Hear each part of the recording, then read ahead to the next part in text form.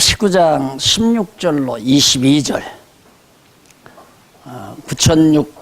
9658페이지 선행에 의해 영생을 얻으려는 자의 그 방법을 가르쳐주는 내용이죠. 그 유명하죠. 어떤 사람이 죽게 와서 가로되 선생님이여 내가 무슨 선한 일을 해야 영생을 얻습니까? 라고 묻는 대목입니다.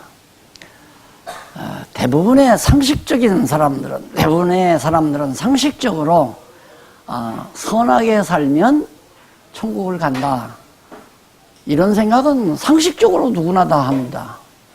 그래서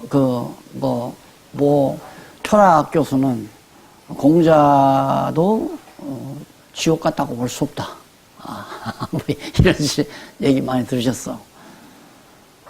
그러니까 이런 상식적인 질문을 이제 와서 예수님 앞에 질문을 하니까 어떻게 문제는 질문의 요지가 문제입니다. 내가 무슨 선한 일을 해야 자기가 결정을 한 거예요. 선한 일을 하면 천국 가니까 선한 일 중에도 무슨 선한 일을 해야 구원 얻습니까? 라고 물으니까 예수님의 답변은 간단하죠. 어찌하여 선한 일을 내게 묻느냐. 선한 이는 오직 한 분이시니라. 네가 생명에 들어가려면 계명들을 지키라. 날들어 선한 선생님이라고 하지 말아라. 이 말은 내가 인간의 더러운 죄성을 입고 이 세상에 온 나다. 나도 너와 똑같은 인간이다. 이제 이런 의미와도 같은 얘기죠. 날들어 선하다고 하지 말아라. 선한 이는 한 분, 하나님 뿐이다. 내가 지금 뭔가 모르고 날들어 선한 일을 묻는 것 같은데 나를 하나님으로 내가 알고 나한테 묻는 거냐 아니면 인간으로 알고 묻는 거냐 이렇게 예수님의 의도는 담겨 있는 거죠. 그러니까 나는 네가 보기에 너와 똑같은 사람 같지만은 실상 내가 하나님이다. 그러니까 나를 하나님으로 알고 선한 선생님이라고 물었으면 너 그런 질문이 안 나올 건데 이제 그런 의도죠. 그러니까 네가 구태여 선한 행위를 가지고 구원을 얻으려면 계명 지켰느냐 그 말이에요. 계명을 지키라. 그러니까 이 사람이 있다가 하는 얘기가 나 그거 지켰다 이거예요. 계명은 다 지켰다. 모세의 율법을 지켰다 이거죠. 지켰다 계명. 무슨 계명입니까? 그러니까 예수님께서 살인하지 말라, 도둑질하지, 간음하지 말라 등등 이런 이제 얘기입니다. 그건 난 한 일은 없습니다. 맞죠? 살인 안 했고, 또한 도둑질 안 했고, 또 간음하지 않았고, 그 일부 아내 얻어가지고 아내와 더불어 살았으면 간음은 안 했을 거 아니에요. 그러면서 이제 다 그걸 지켰습니다. 부모도 공경하고, 이웃을 넘어가서 사랑도 하고, 그 청년이 가르되 이 모든 것을 내가 지키었사오니 아직도 무엇이 부족합니까? 이게 완전히 반항적으로 나오는 거예요. 그건 나 지켰는데 아직 내가 뭘 부족합니까? 그게 이 딴에는 자기 딴에는 자기가 꽤 선한 것을 과시해보려는 청년 같아요. 예? 나 이거 다 지켰는데 내가 뭘 부족합니까? 천국 가는데 나는 부족이 없습니다. 이런 얘기거든. 그러니까 예수께서 내가 온전하고자 할진대 가서 내 소유를 팔아서 가난한 자에게 주라. 그리하면 하늘의 보화가 내게 있으리라. 예. 너 돈이 많은 것 같은데 그 재산 다 팔아서 가난한 자에게 나눠주라. 그리하면 하늘의 보화가 내게 있으리라. 그리고 와서 나를 따르라. 그러니까 그 청년이 재물이 많음으로 이 말씀을 듣고 근심하여 가니라.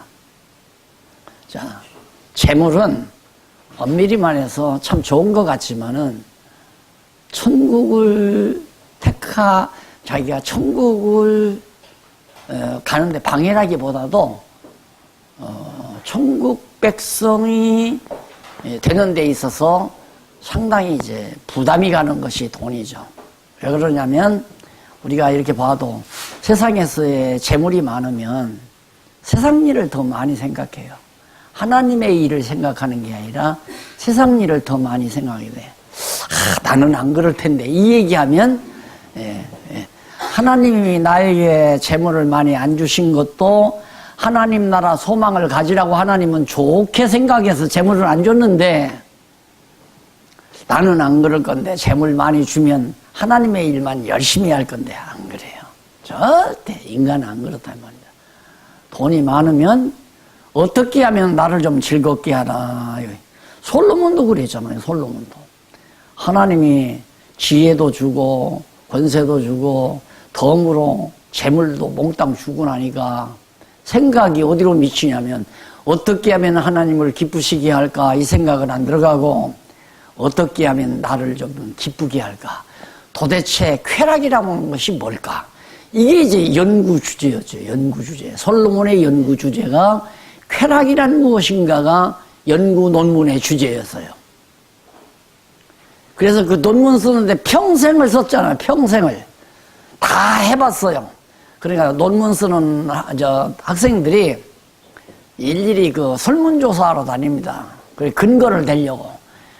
1000명에게 여차여차한 말을 물어봤는데, 아, 이렇게 긍정적으로 대답한 사람이 70%, 부정적으로 대답한 사람이 30%. 그러므로 70% 긍정적으로 대답한 이것이 옳은 것이다. 이런 식으로 데이터를 뽑아가지고 이제 자기 논문의 이론적 근거로 삼거든요. 솔로몬도 도대체 쾌락이 뭔지를 알아봐야 되니까 쾌락, 자기 마음에 생각하는 바, 또 눈으로 보는 바, 야, 저건 참 즐겁겠다는 거 다 해봐야 되잖아요. 못 해볼 게 뭐 있어요? 권세 있죠. 돈 있죠. 못할 게 없단 말이에요. 다 해봤어요. 그래서 나는 이 세상에서 인간적으로 제일 폐역한 인간이 누구냐면 난 솔로몬이라고 생각을 해요. 그렇게 살았으니까. 자기가 눈으로 보는 대로 마음으로 생각하는 대로 안 해본 것이 없대요. 안 해본 것. 오죽하면 막 인근에 사는 모든 나라들의 아름다운 여자들은 다 왕궁으로 다 불러들여요. 1000명. 백제 왕은 의자 왕은 3000여에 다는데 그만은 못하지만 1000명의 궁녀들을 데려다 놓고 마음껏 즐겼으니까. 그거 지옥 갔을까요? 천국 갔을까요? 그래 결국은 그렇게 해놓고 나서 해보고 나서야 쾌락이란 모두가 다 헛되고 또 헛되도다. 논문 통과됐죠. 그래서 학위를 얻은 겁니다. 천국 학위를. 여호와를 경외하는 것이 최고더라. 인간의 본분이 바로 여호와를 경외하는 게 인간의 제일 되는 본분이더라. 그거 하나 깨달은 거예요. 모든 쾌락은 헛것이고 이 세상 살면서 여호와 경외하기를 배워 지혜를 얻어 여호와 경외하는 것이 인간의 첫째가는 본분이다. 아주 논문, 완벽한 논문이에요. 완벽한 논문. 천국 백성으로서 논문 패스했단 말입니다. 그런데 이 청년은 돈이 많아가지고 결국 예수님이 하라는 대로 못해서요. 그래서 내가 이 성경 본문 가지고 이렇게 설교를 했어요. 설교를 하는데 한번 들어보시고 맞는지 틀린지 보십시다. 자, 우리가 구원을 얻을 수 있는 조건, 구원의 조건. 첫째, 계명을 지켜라. 그리고 재산을 팔아서 자선사업을 해라. 그리고 예수를 좇으라. 첫째 대지가 계명을 지켜라. 두 번째 대지가 자선사업해라. 재산 팔아서. 세 번째 소지가 예수를 좇으라.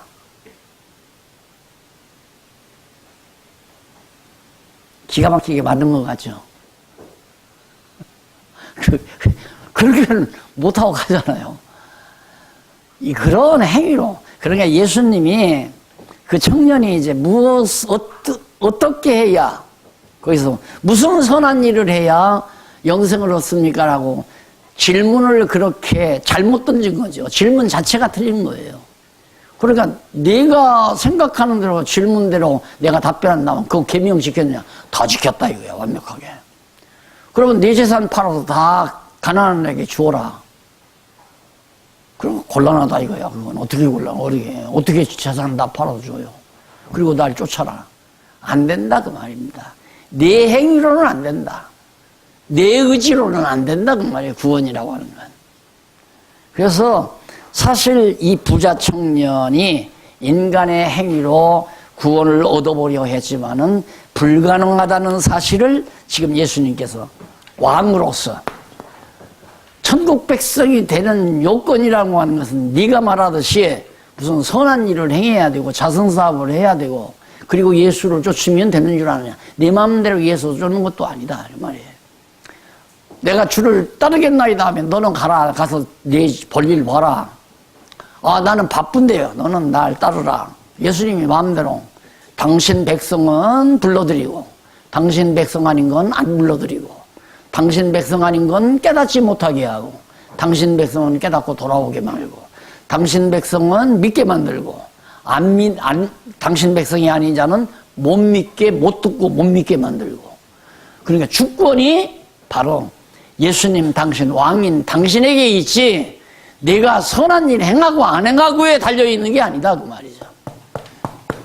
그래서 당신이 주권자 왕이라는 사실을 이 청년과의 대화 속에서도 잘 우리에게 보여주는 겁니다. 그러면서 그 뒤에 16절로 22절에 가보면 선행에 의해 영생을 얻으려는 자에게 그 방법을 가르쳐준 내용이 이제 방금 말씀드렸죠? 그 방법을. 근데 그건 잘못된 예수님께서 이제 당신 왕이시라는 사실을 간접적으로 말하기 위해서. 그 다음에 23절로 30절에 보면 넘어가서 하나님의 능력에 의해 제자들이 구원을 받을 것을 가르쳐요. 바로 그 나오잖아요.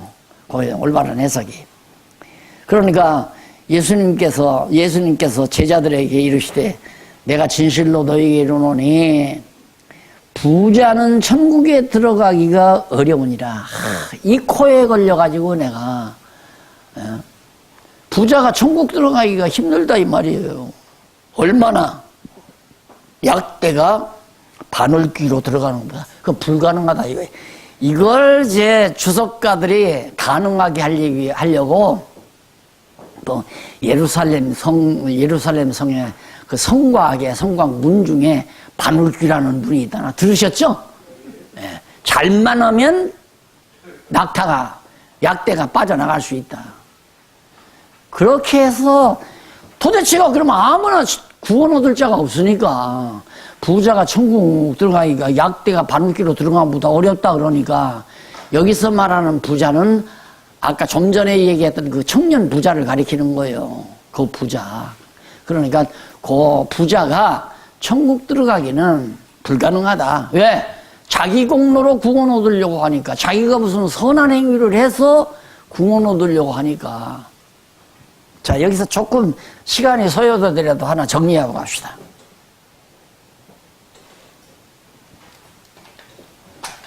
우리가 아까 말했듯이 에덴 동산의 아담은 선과 악을 몰랐다고 그랬잖아요. 그러니까 자기중심으로 선과 악을 모르는 거예요. 자기중심으로.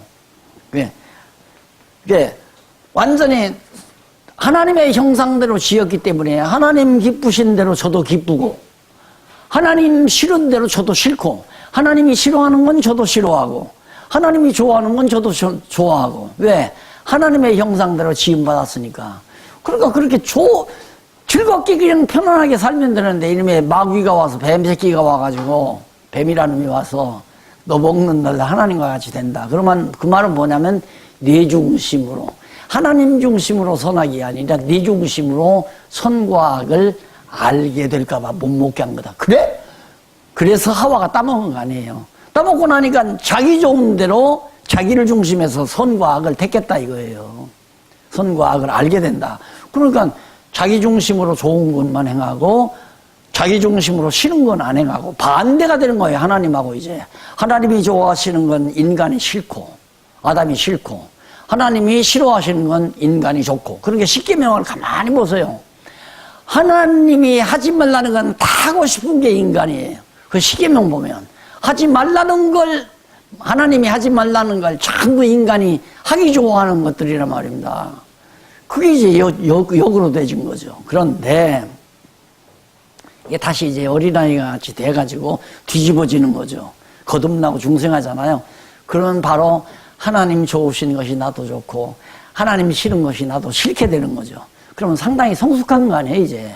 아버지 뜻대로 살아가게 되니까. 성숙하니까 이미 하나님의 자녀가 된 거예요. 하나님 나라 백성이 됐다 이 말이에요. 하나님 나라 백성이 되고 보니까 하나님이 기뻐하시는 것이 나도 좋아서 내 좋은 대로 사는 거예요. 그것이 하나님 보시기에 선한 생활이다 하는 얘기입니다. 그러니까 그렇게 선한 생활을 했기 때문에 천국을 가는 게 아니라 천국 백성이기 때문에 하나님 좋으신 대로 나도 좋아서 사는 거다. 나 좋은 대로. 그러면 내가 지금 여기 와서 성경을 가리키는 거 천국 가기 위해서 가리키는 게 아니잖아요. 좋으니까. 그러니까 뭐 구원 그 이유 그따위 소리는 말도 안 되는 얘기예요. 그냥 우리가 이제 거듭나고 중생하면 하나님의 형상을 닮아가잖아요. 그러니까 하나님 좋으신 거 나도 좋으니까 나 좋은 대로 살면 돼요. 거듭나고 중생에서 성숙한 성도는 자기 좋은 대로 사는 것이 하나님 좋은 대로 사는 것이 된다. 그러나 때로는 하나님 싫은 것을 내가 하는 경우도 있다. 왜? 아직 완전하게 성화가 안 되기 때문에. 이제 정리가 되셨죠? 기독교 윤리 이야기 정리가 되신 겁니다. 지금 요 원리에 의해서. 자, 그 다음에 이제 그러니까 누가 천국 들어갑니까? 제자들이 아무도 못 간다 이거야. 약대가 어떻게 바늘귀로 들어갑니까? 그러니까 심히 제자들이 놀라는 거죠. 놀라가지고 야, 그런즉 누가 구원을 얻을 수 있습니까?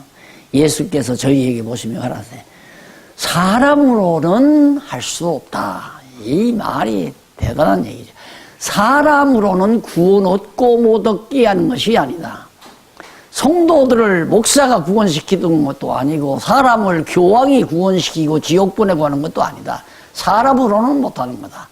하나님으로는 다 하실 수 있느니라. 부자도 하나님이 구원시킬 수 있고 가난한 자도 구원시킬 수 있고 죄가 많은 사람도 구원시킬 수 있고 적은 사람도 구원시킬 수 있고 누구? 하나님께서 창세전에 다 예정하고 작정해 놓은 자들을 하나님은 다 구원. 그게 여기서 이것만 내가 그때 누가 잘 가르쳐 줬어도 나도 어려서부터 돈 벌려고 했을 거예요. 근데 부자가 천국 못 가는데 약대가 바늘귀로 들어가는 것보다 어렵다 그러니까 아 이거 불가능하구나. 돈만 보면 겁이 나는 거죠. 돈만 보면 아이고 천국길 막는 거다. 그래서 가난하게 사는 것이 큰 복인 줄로만 그렇게 생각을 했죠. 예, 그런데 지금 와서 이렇게 생각하면 만약에 나도 돈 벌고 아버지도 돈 많이 벌어서 부자가 되고 인민군들한테 김일성이죠. 김일성이한테 논전다 다 안 뺏기고 그러고 살았으면 아마 내가 제대로 하고자 했던 그림을 그렸던가 안 그러면 열심으로 유학을 가서 박사가 됐던가 해서 연대에서 강의를 했던가 안 그러면 이제 기독교 계통 갔을 거니까 연대나 신학교 교수로 내가 활약을 했을 거예요. 그렇게 보면 야 정말 가난했던 것이 큰 복이로구나 이렇게 생각을 하는 거죠. 그래서 지금은 가치관이 물론 하나님 중심이니까 하나님이 가난하게 하시면 가난한 것도 복이고 부유하게 하시면 부유한 것도 복이고 긍정적으로 해석 안 되는 게 없죠. 내가 늘 요셉이 얘기하지만 요셉이 형들의 미움 받아서 팔려가는 것도 아버지 사랑 받는 것도 가서 감옥에 갇히는 것도 억울한 누명을 쓰는 것도 전부 다 복된 일을 마련하기 위한 하나님의 섭리 과정이다라는 의미에서 긍정적으로 우리가 해석하잖아요. 그와 같이 우리의 삶도 어떤 삶 하나도 삶의 과정 하나도 나를 나 되게 해가는 데 있어서 하나님의 섭리의 손길이 긍정적으로 작용된 것이다 라고 역사 해석을 해가며 사는 거죠. 자, 그러면 이제 하나님 나라에 대한 성격 사람으로는 하나님 나라 백성 못 된다. 오직 하나님으로만이 하나님 백성이 되게 하는가, 되게 하지 못하는가에 대한, 자, 그 다음에, 그 하나님의 능력으로 구원 얻는 거지, 인간의 힘으로 되는 건 아니다. 그런 얘기. 자, 이렇게 해서 정리가 됐는데, 넘어가서 잠깐 헬라어 하나 정리하고 가십시다. 6962페이지 네 번째 줄 그 헬라어 하나 나오죠? 여러 배를 받고, 여러 배. 여러 배라는 말이 뭐냐? 100배라는 뜻이에요, 100배. 그러니까 막, 완전히 막 비교가 안 될 정도로 받는다. 그런 얘기예요. 100배. 그래서, 충만하다는 그런 의미도 나오는 거죠. 충만하거나 완전한 것을 말한다. 따라서 그리스도를 위해서 육적이고 세상적인 불완전한 모든 것을 버린 자마다 영적이고 내세적인 완전한 것을 받게 된다. 바로 우리에게 큰 힘이 되고 위로가 되는 얘기죠. 돈 없고 가난하고 어렵고 이런 모든 것들이 현실에서는 우리가 참 어려움이 있어도 육적인 세상에서의 불완전한 모든 것은 다 완전한 하나님의 나라의 그 완전한 것, 여러 배를 받는다는 그 완전한 그런 것에 비하면 아무것도 아니다. 그러면서 나중된 자가 먼저 되고 먼저 된 자가 나중된다 하는 말도, 나중된 자가 누굽니까? 나중된 자가 이방인을 말하는 거, 먼저 된 자가 유대인을 말하는 거 아니겠어요? 그러니까 유대인들은 구원이 잠시 중단되고 이방인들의 시대가 와서 이방인들이 하나님 나라를 이방인을 중심으로 해서 이루어진다. 그런 것을 의중에 두고 예수님께서 하신 말씀입니다. 이렇게 해서 넘어가가지고 6963페이지 중간에 보면 줄바꾼데 여기서 나오죠? 여기서 지금까지 앞에서 살펴본 내용을 종합적으로 간략하게 정리해서 다음에 계속될 내용과 논리적인 연결, 선을 잇는다 이 말이죠. 논리적인 연결을 꾀하려고 한다. 이게 매우 중요하니까. 그래서 아까도 거듭 얘기입니다만은 이게 아야 그냥 습관적으로 돼야 돼요. 습관적으로. 어떤 일을 하나 딱 내가 닥치게 되면, 예를 들어서 당장 내가 목회를 하다가 목회 과정에서 정말 어떤 실수를 했을 때 그 일에만 그냥 사로잡혀 있으면 그냥 자살을 하거나 죽습니다. 포기하고 절망하고. 그런데 그걸 반드시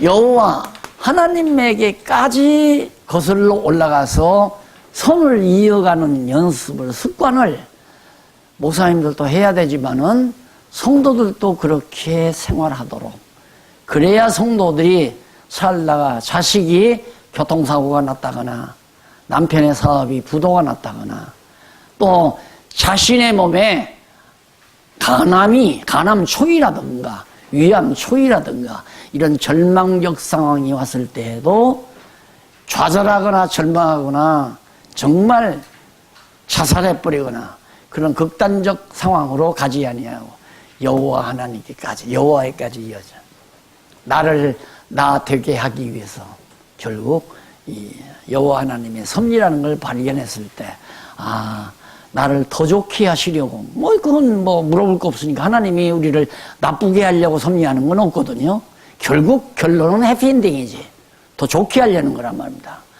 다윗도 그랬고 모세도 그랬고, 모세가 정말 망명 생활을 떠날 때 40세 돼가지고 그때는 완전히 절망이죠. 그러니까 광야에 가서 이드로의 좌무인 이드로의 집에 가서 드릴사우 역할을 하면서 만날 모습처럼 일하고 살았잖아요. 40년 동안.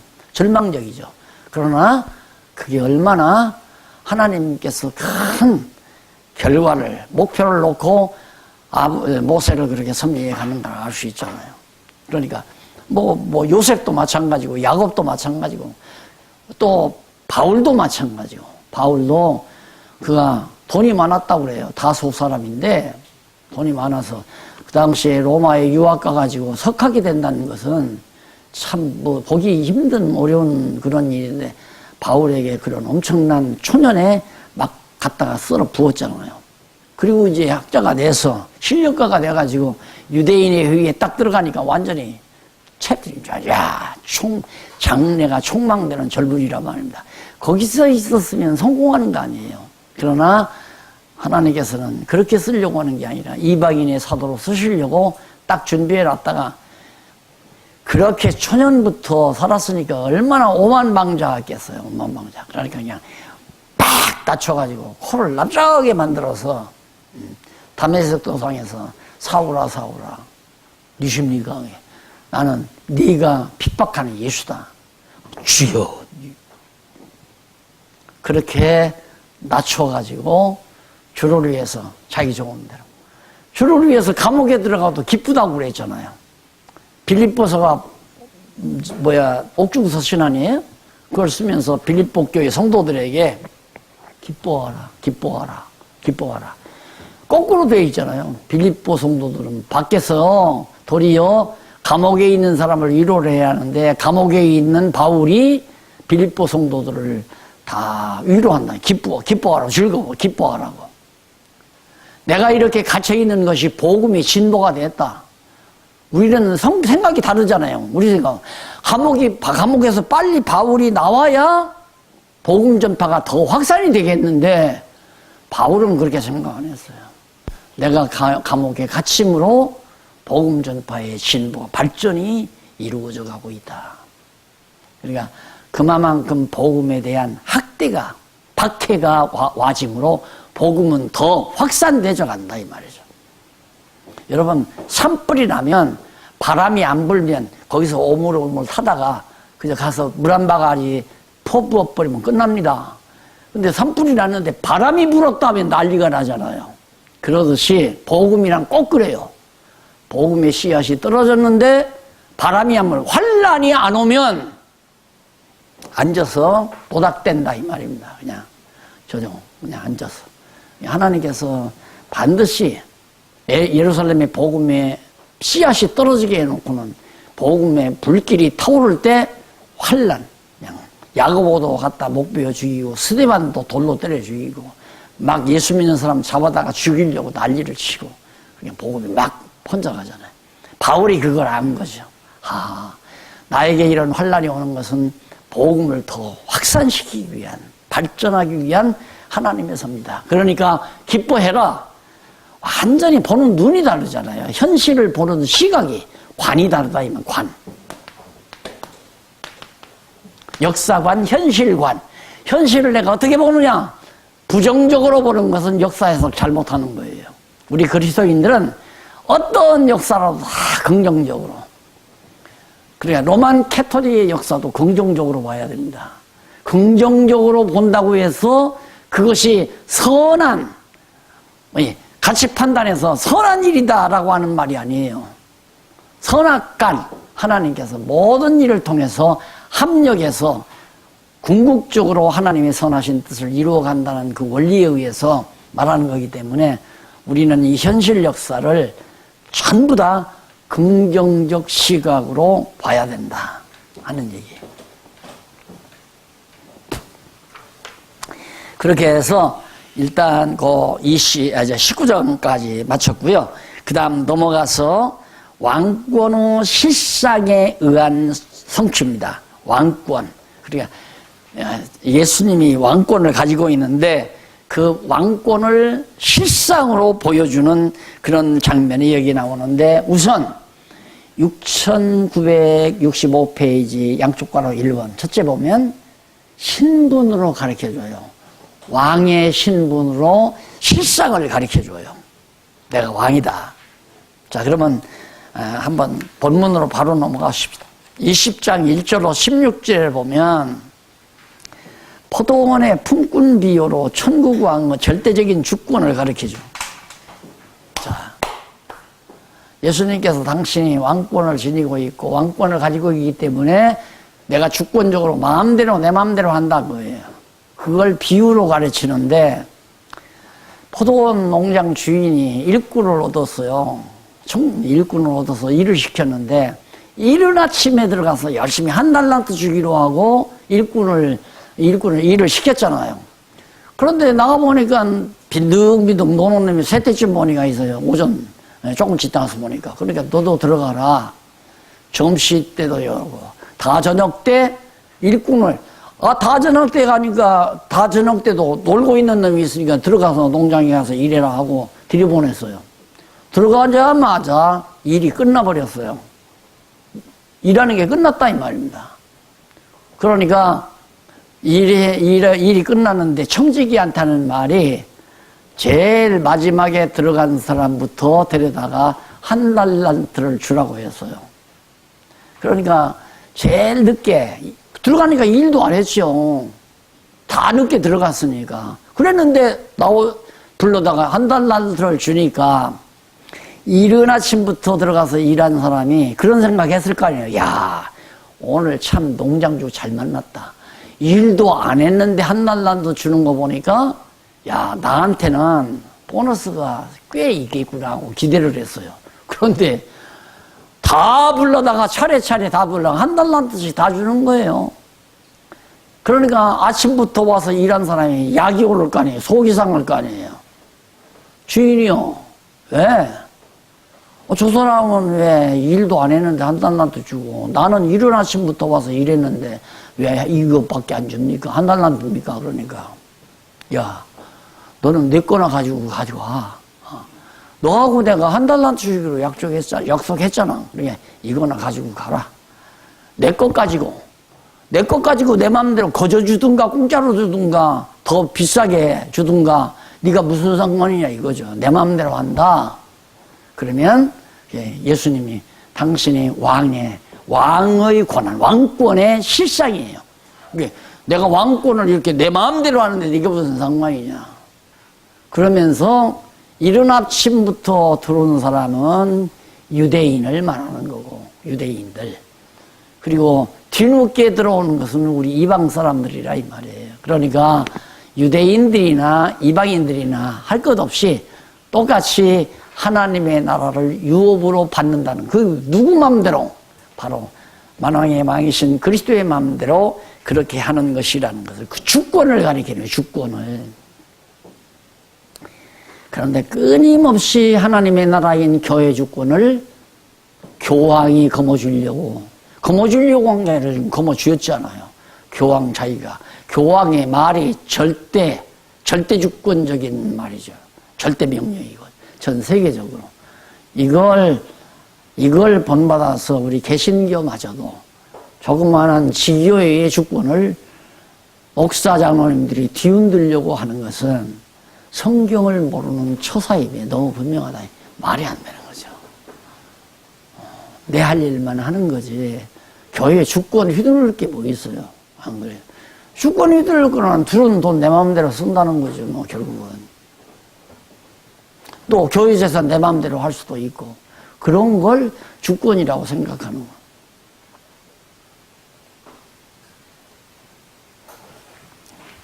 그 다음 넘어가서 20장 17절로부터 19절까지 순환을 당하고 제3일에 살아나실 왕권에 대해서 다시 한번 또 가르쳐 주잖아요. 내가 이제 조금 있으면 순환당한다. 순환당한다는 말은 십자가에 못 박혀 죽는다 그 말이에요. 그런데 반드시 내가 살아난다. 그 말은 왕권을 가지고 나타난다 이 말이에요. 예, 예수님이 부활하지 않았으면 왕의 자격이 없죠. 예, 부활하셨기 때문에 정말 교회의 왕, 하나님 나라의 왕권을 계시해 주는 겁니다. 딱 계시해 주는 거. 그러니까 이 말을 뭐 자칫 잘못하면 잘못 알아들을 수 있지만 실상 예수님이 오셔서 십자가에 못 박혀 죽으시고 부활하신 것은 죄의 용서보다도, 여기서 보다도입니다. 죄의 용서도 목적이지만 그보다도 더 중요한 목적은 하나님을 여호와이심을 계시하는데 더 중요한 무게중심이 실리는 거다 이 말이에요. 여호와 하나님을 계시하기 위해서 예수가 와서 그리스도이심을 증거하기 위해서 죽으셨다가 부활하는 거죠. 죽었다가 부활 못하면 그리스도라는 증거가 없잖아요. 그리스도의 표적이 뭐냐?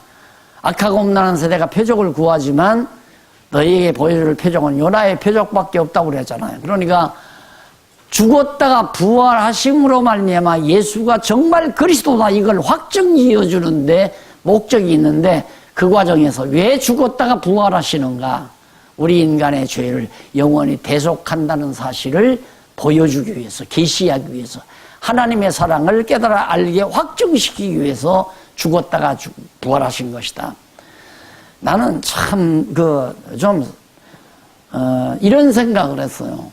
그 하나님이 정말 전능자라는데 꼭 그렇게 무자비하게 예수를 보내가지고 가장 비참하게 죽게 만들고 피를 흘리게 만들고 무덤에 들어가서 3일 있다가 살아나게 해야 되는가?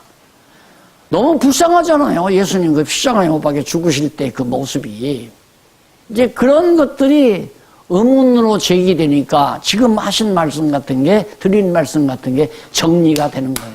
아하, 우리 인간들이 모르니까, 하나님의 사랑을 깨닫지 못하니까 하나님의 사랑을 깨닫게 하기 위해서 보여준 거죠. 계시해 준 거라 이 말이에요. 그래서 하나님의 십자가의 죽으심으로 말미암아 하나님의 사랑을 확증하셨느니라. 사도 요한이죠. 요한일서인가? 에서 밝히잖아요. 십자가의 죽으심으로 하나님의 사랑을 확증해 주셨다. 그래서 부활하심으로 이제 왕권을 가지게 되는. 그 다음에 이제 20절로부터 28절 이쪽에 보면 거기에 이제 이런 내용이 나와요. 두 제자가 권좌를 요구하자 천국 왕권에 대해서 가르쳐 주는 얘기입니다. 자, 이제는 좀 노골적으로 두 제자가 나타나서 예수님 앞에 우정승, 좌정승짜리를 이제 요구하는 거죠.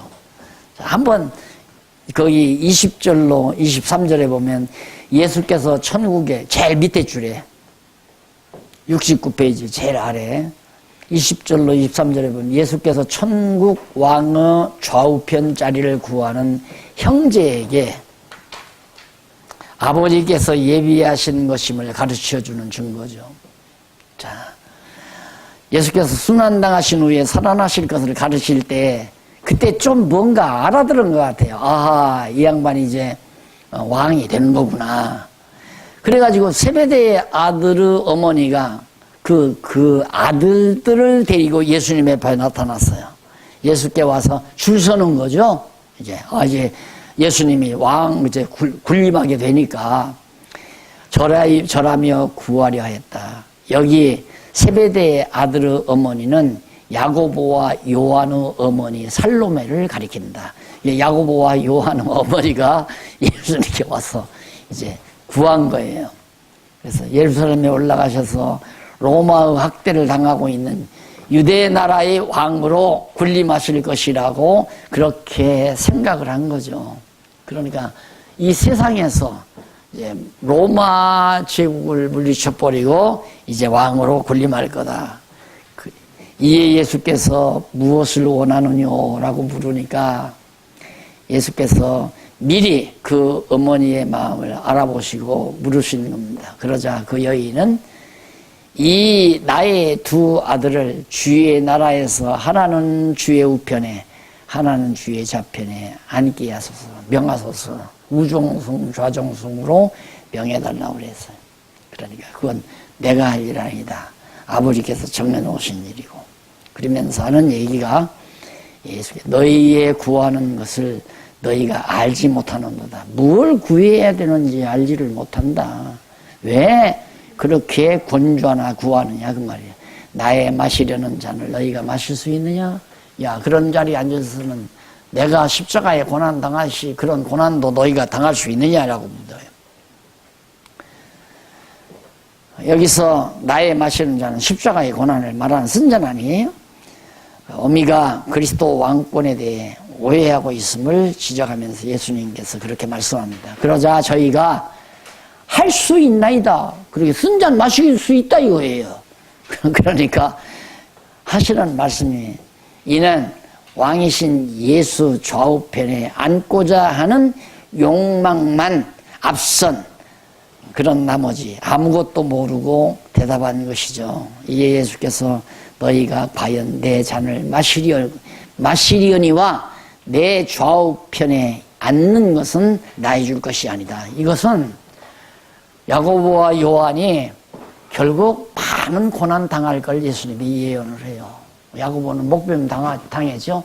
그건 당할 거다. 요한도 밤모섬으로 가서 피난 가가지고 지나다가 어떻게 마지막을 보냈는지 우리가 알 수가 없죠. 근데 그런 건 당한다 할지라도 좌우편에 앉는 건 내가 할 일이 아니다. 그런 얘기. 밑에 내려가서 24절로 28절 예수께서 세상 나라 권력자들과 다른 천국의 왕들을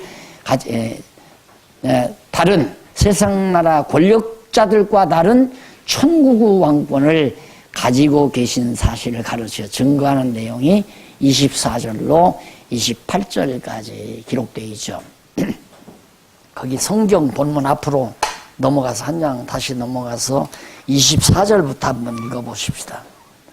20장 24절 성경 본문 8째 줄 8째 줄입니까?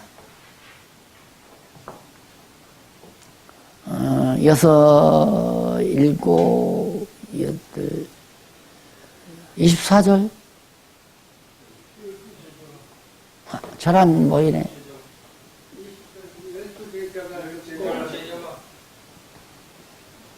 아, 24절. 네, 위에서 8째 줄 가운데예요. 8째 줄 가운데. 10 제자가 듣고 10명의 제자들이 듣고 그 두 형제에 대하여 분이 여기거늘 얼마나 속상하겠어요.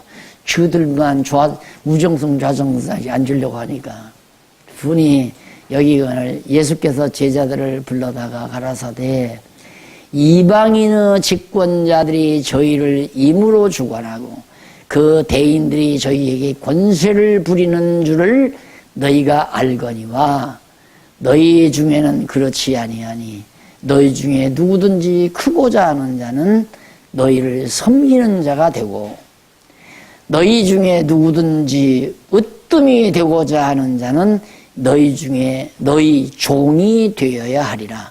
인자가 온 것은 섬김을 받으러 온 것이 아니라 도리어 섬기려 왔고 자기 목숨을 많은 사람의 대속물로 주려고 왔다. 인간은 끝없이 섬김을 받으려는 기본 속성, 그게 타락성이죠. 아까 말했듯이. 타락한 인간 기본 속성은 사람들이 자기를 섬기면 희열을 느껴요. 희열을. 근데 이제 우리가 하나님의 말씀을 이렇게 깨닫고 보면 누가 나를 이제 막 이렇게 섬기려는 그것이 모르면 모르지만 알면 좀 쑥스럽잖아요. 그렇죠? 쑥스러워진단 말입니다. 내가 이렇게 섬김을 받아야 될 존재가 아닌데 그걸 아니까. 그러나 성경을 이렇게 이런 귀한 말씀을 모르게 되면 섬김받으면 아 내가 성공했구나. 아 나는 좀 출세했다. 이게 엄청 다르다 이 말이에요. 이게 세상 나라와 하나님 나라에서는 다르죠. 그러니까 큰 자는 자기가 성숙됐다고 생각하는 사람은 어린 자를 언제나 보살피고 섬기며 도리어 반대로. 사랑이란 그거 아니겠어요? 가정을 보면 아이를 일단 나누면 누가 제일 섬김받는 자나 어린애기예요. 엄마도 아빠도 언니도 다 어린애기를 위해서 그런 거나 똑같은 거죠. 그러니까 사랑이 법이라고 하는 것을 말하는 거죠. 그렇게 세상 나라처럼 높은 자리에 앉아서 남 지배하고 구박하고 명령하고 종으로 삼고 그런 거 아니다. 천국은 사랑으로 봉사하는 거다. 도리어 섬겨주는 것이다. 희생해주고 섬겨주는 것이다. 자, 그 다음 20장 29절로 34절을 보면 거기에 소경을 보기 위한 표적으로 다윗의 자손인 왕임을 가르쳐 줍니다. 자, 참 여러 가지 모습으로 가르쳐 주죠. 소경을 보게 한 표적. 눈먼 소경을 눈을 띄워줬어요. 예. 그가 거기 보면 30절에 보면 소경들이 길가에 있었다가 앉았다가 예수께서 지나가신다 함을 듣고 소리질러 가로되 우리를 불쌍히 여기소서 다윗의 자손이여. 왕이시여 그 말이죠. 다윗의 자손이여 그러면 다윗 왕의 자손이면 왕손 아닙니까? 그러니까 당신 왕이다 이 말이에요. 왕이시여 메시아여 그리스도여 그 말이에요. 다윗의 자손이여 하니 무리가 꾸짖어 잠잠하라 하되 더욱 소리질러 가로되 주여 우리를 불쌍히 여기소서 다윗의 자손이여 하는지라 예수께서 머물러 서서 저희를 불러 가라사대 너희에게 무엇을 하여 주기를 원하느냐 가로되 주여 우리 눈 뜨기를 원하나이다. 예수께서 민망히 여기사 저희 눈을 만지시니 곧 보게 되어 저희가 예수를 쫓으니라. 예수가 다윗에서 왕이심을 증거하는 내용이죠. 그러니까 눈을 띄워주기 위한 표적을 드러낸 것은 다윗의 자손 왕이라는 그리스도라는 확증이죠. 지금 여기 우리가 공부하는 거예요. 25장까지. 이게 중요하다 이 말입니다. 모든 성경 내용이 예수님이 왕이라는 사실을 왕직을 가지고 있다는 사실을 말해주는 거 아닙니까? 그런데 이런 성경을 가지고 우리는 뭐 어쩌고 저쩌고 눈먼 소경도 예수만 잘 믿으면 눈 뜰 수 있습니다. 귀머거리도 예수만 잘 믿음만 있으면 귀를 열릴 수 있습니다. 우리 교회에 나이 많은 권사님 그때는 집사였죠. 이 양반이 귀가 어두워요. 나이가 들면 귀가 어두워지게 되어 있잖아. 근데 바로 옆에 소위 이제 열광파들이 모인 교회들이 모여서 교회가 있는데 미국에서 붕사가 왔다나 뭐가 왔다나 해가지고 붕이라는데 막 벙어리가 말을 하고 뭐 귀머거리가 듣는다고 호통 난리를 치더래요. 그래서 한참 찬송을 부르고 뭐 기도하고 열광을 한 다음에 이제 지금 내가 기도했을 때 나은 사람 있으면 손 들으라고 그러대요. 그게 자기가 번쩍 들었대요. 가만히 보니까 귀를 가르치고 어찌고 하는 거 보니까 귀 열린 사람 손 들으라고. 그게 처음에는 귀 위에서 기도해 줄 줄 알고 손을 들었대요. 그러니까 막 그냥 능력 나타났다고 지금. 귀머거리가 지금 막 들었다고 하지 않느냐고. 그 얘기를 소위 이제 간증이라고 하는데 얼마나 배꼽들을 잡았는지. 하나도 안 들리는데 뭐 이 일을 가르치면서 막 손 들으라고 그러니까 이거 귀 먹은 사람 나오라는 거구나. 그래 안수 받으려고 손을 들었는데 막 나왔다고 난리를 났다는 거예요. 그런 식으로 이런 성경 구절을 다 인용했다니까. 예수님은 당신이 다윗의 자손 왕이라는 사실을 확증하기 위해서 이런 표적들을 드러낸 건데 표적과 비유로서 가르치는 내용이 21장에 나옵니다. 자, 여기서부터는 우리 다음 시간에 만나야죠. 오늘 뭐 끝날 시간이 됐잖아요. 다음 시간에 우리 만나서 21장부터 또 공부하도록 하고요. 기도하십시다. 하나님 아버지, 하나님의 말씀을 말씀대로 볼 수 있는 귀를 열어주신 또 눈을 열어주신 하나님의 사랑을 참으로 감사합니다. 보아도 보지 못하고 들어도 듣지 못하게 하시는 하나님의 능력의 섭리가 우리에게는 보아야 할 것을 보게 하시고 들어야 될 것을 듣게 하신 하나님의 놀라우신 능력의 섭리에 다시 한번 감사드립니다. 듣고 본 바른 진리, 많은 어두운 백성들에게 바르게 가르쳐서 하나님 나라가 점점 확장되어져 가는 놀라운 역사가 나타나게 하시옵소서. 예수님 이름으로 기도드립니다. 아멘. 감사합니다. 수고하셨습니다.